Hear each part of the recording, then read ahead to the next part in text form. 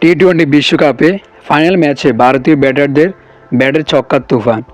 দি opener Sanju Samson ও অভিষেক শর্মার পাওয়ার প্লেতে করেছেন 92 রান। এই দুইজনের জুটি ভাঙে 98 রানে। 21 বলে 52 রান করে সাজঘরে ফিরেন অভিষেক শর্মা। 18 বলে 50 পূরণ করা অভিষেক 3 ছক্কা 4-4-এ মাত্র 21 বলে খেলেছেন 52 রানের জড়ো ইনিংস। আরও একবার ব্যাট হাতে ঝড় তুলেছেন সঞ্জু স্যামসন। 46 বলে খেলেছেন 98 রানের ইনিংস। 193 স্ট্রাইক রেটে 8টা ছক্কা 5টা চারে সাজানো ছিল এই ইনিংস। এরপর 50 দেখা পেয়েছেন ঈশান কিষান। 216 স্ট্রাইক রেটে 54 রান করেছেন এই ব্যাটার। ছক্কা ছাড়ে দারুণ সাজানো ছিল এই ইনিংসটি। ব্যাট হাতে অপরাজিত থেকে ঝড় তুলেছেন শুভমান ডুবে। এই ব্যাটার 8 বলে 26 রানে জড়ো ইনিংস খেলেছেন।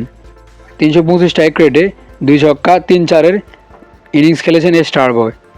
120 বলে 250 রান করার পথে ভারতীয় ব্যাটাররা হাঁকিয়েছেন 18টি ছক্কা 19টি চার।